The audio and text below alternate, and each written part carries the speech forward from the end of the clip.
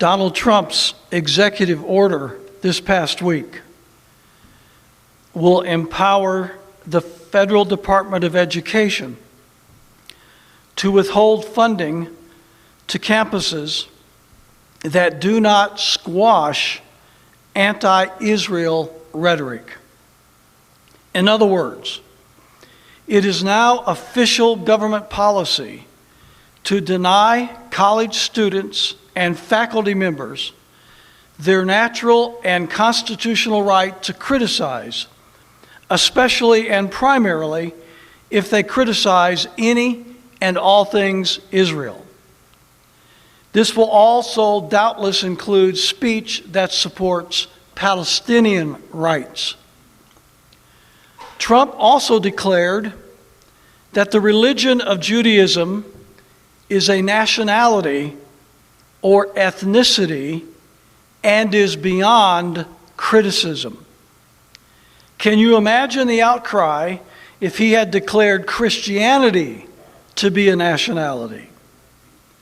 Plus, by issuing this executive order, Donald Trump has made every Christian and non-Jew in the United States a second-class citizen. But don't expect Robert Jeffress and his gaggle of Christian Zionists to figure that out. I have said repeatedly that Donald Trump is America's first Zionist president, and Trump's actions continue to prove that statement right.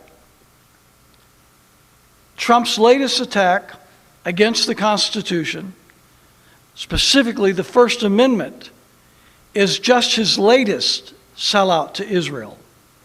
I'll say it straight out. Donald Trump is not trying to make America great. He's trying to make Israel great. By the way, I'm glad to see the rabid Jewish Zionist Mark Levin agree with me.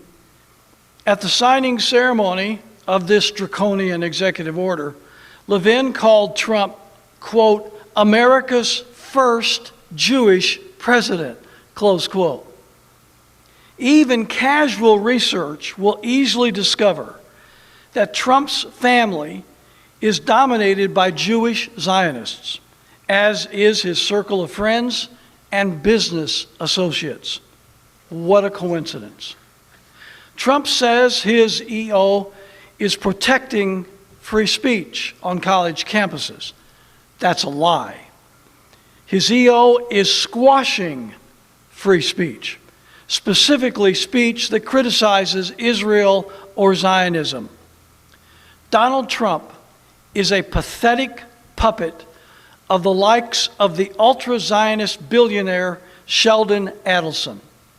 Even worse is the fact that the Christian Zionist preachers and churches in this country are as much Adelson's puppet as is Trump, which is why they love Trump so much.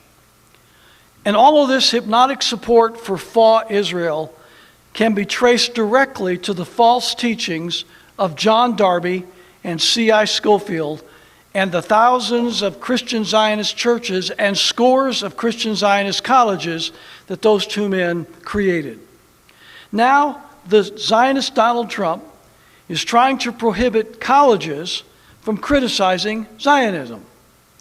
If you are looking for an impeachable offense, this blatant abridgment of the First Amendment by the President of the United States is it. But don't expect Democrats in Congress to challenge Trump's unconscionable EO that officially elevates Jewishness to royalty status, because the same Israeli lobby that controls the Republicans in Washington, D.C. also controls the Democrats. Trump's EO will deny funding for colleges and universities unless they prohibit the right of faculty and students to exercise their First Amendment freedom of speech to criticize Israel. How long will it be before Donald Trump decides to criminalize anyone who criticizes Israel? Donald Trump is not only a Zionist hack, he is a wannabe tyrant. And this executive order proves it.